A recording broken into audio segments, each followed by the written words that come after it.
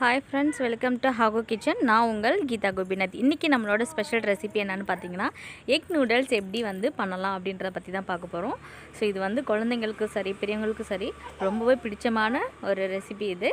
So இதை நம்ம வீட்டிலே எப்படி ஈஸியாக பண்ணலாம் அப்படின்றத பற்றி தான் பார்க்க போகிறோம். வாங்க இப்போ வீடியோக்குள்ளே போகலாம். ஸோ இப்போ ஒரு கடாயில் நம்ம நூடுல்ஸ் வேக தேவையான அளவு தண்ணி எடுத்து வச்சுக்கோங்க.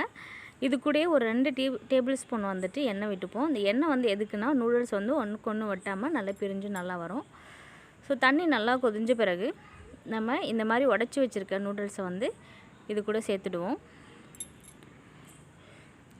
ஸோ எதுக்கு உடச்சி போடுறோன்னா, குழந்தைங்க சாப்பிட்றப்போ ரொம்ப நீளமாக வராமல் ரொம்ப ஷார்ட்டாக நல்லாயிருக்கும் சாப்பிட்றதுக்கு.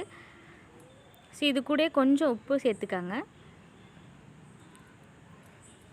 சேர்த்துட்டு ஒரு 2 மினிட்ஸ் இது அப்படியே குக் ஆகட்டும்.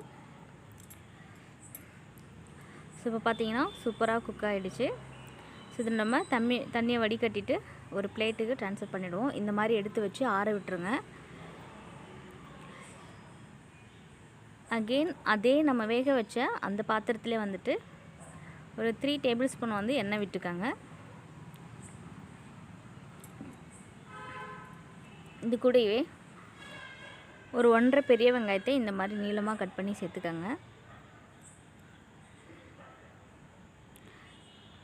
கேரட்டு ஒரு கைப்பிடி அளவு சேர்த்துக்கோங்க. பீன்ஸ் ஒரு கைப்பிடி அளவு சேர்த்துக்கோங்க.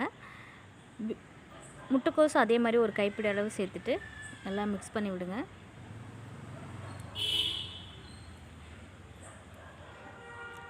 இது ஹாஃப் குக்கு தான் ஆகணும், ஃபுல் குக்காக ஆகிடக்கூடாது.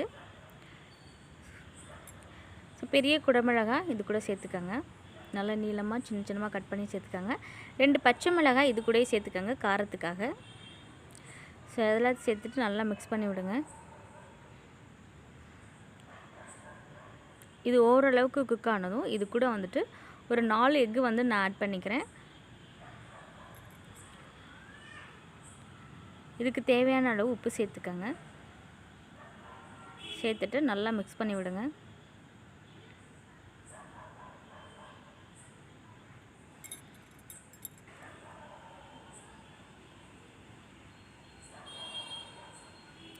இப்போ இது கூடவே ஒரு டேபிள் ஸ்பூன் அளவுக்கு சோயா சாஸ், ஒரு டேபிள் ஸ்பூன் அளவுக்கு டொமேட்டோ சாஸ் சேர்த்துக்கோங்க. சேர்த்துட்டு இதையும் நல்லா மிக்ஸ் பண்ணி விடுங்க.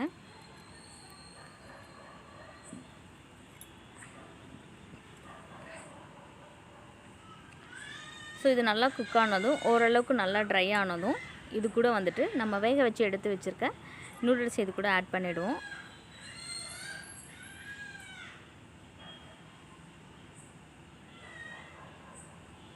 நல்லா அடியிலிருந்து மெல்லமாக கிளறி விடுங்க.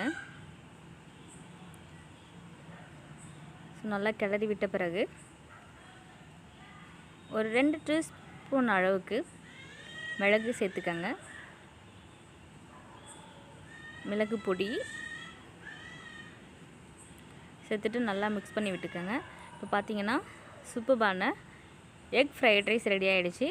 இதை நீங்கள் சூடாக பிளேட்டுக்கு ட்ரான்ஸ்ஃபர் பண்ணி நல்லா என்ஜாய் பண்ணி சாப்பிடுங்க. ஓகே ஃப்ரெண்ட்ஸ், இந்த ரெசிபி உங்களுக்கு பிடிச்சிருந்ததுன்னா எனக்கு லைக் பண்ணுங்கள், ஷேர் பண்ணுங்கள். நான் இன்னொரு வீடியோவில் உங்களை பார்க்குறேன். Thank you so much.